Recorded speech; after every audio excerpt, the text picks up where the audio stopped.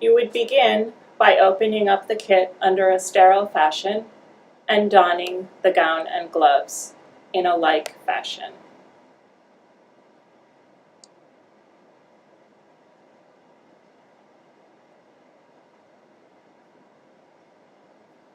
For a blind insertion technique, which is being demonstrated here, you would begin with a physical assessment of the patient and identification of the landmarks.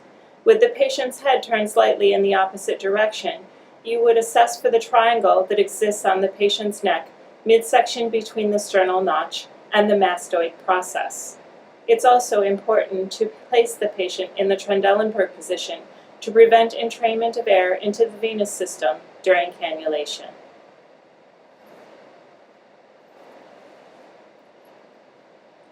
You would then prep and drape the patient using a sterile technique.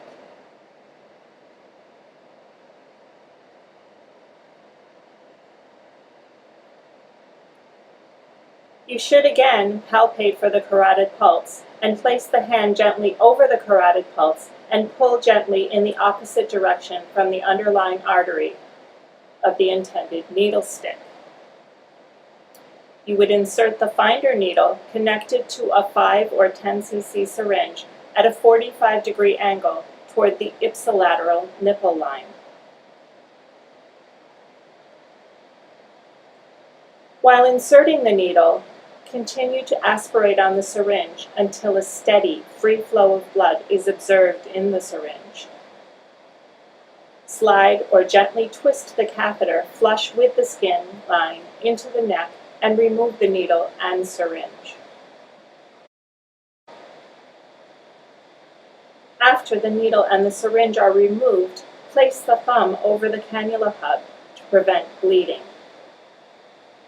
Retrieve the guide wire and insert the guide wire through the cannula without forcing until resistance is felt. While inserting the guide wire, continue to glance at the monitor to ensure that the guide wire is not causing any ectopy on the EKG. If ectopy is noted, pull the guide wire out slowly until it is resolved. At this point, the cannula can be removed and a notch made in the neck, or it can remain in place as demonstrated here, while a notch is made. In either case, the notch should be made on the neck, on the opposite side of the neck from the palpation of the carotid pulse.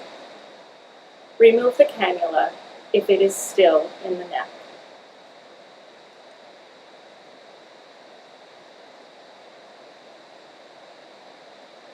Insert the dilator over the guide wire.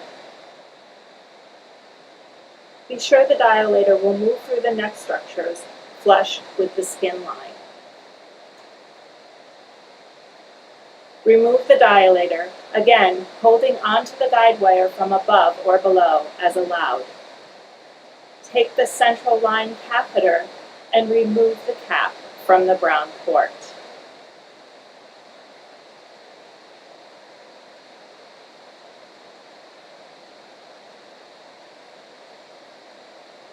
Clamp the other ports.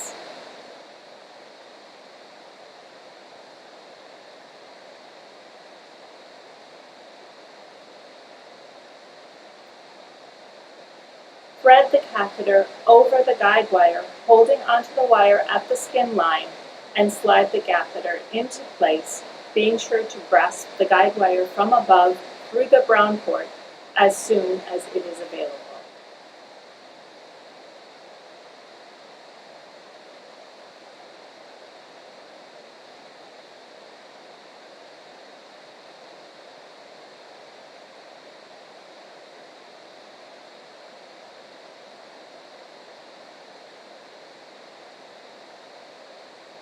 Insert the catheter until it is flush with the skin line.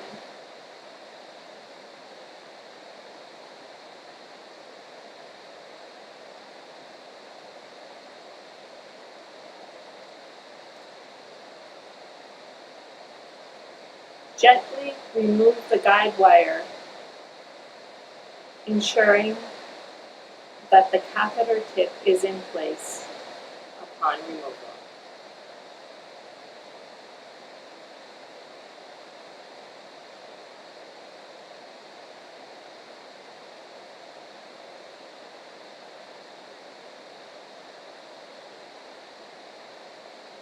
Replace the port on the brown port site and flush each of the ports to ensure that blood is free-flowing from each catheter.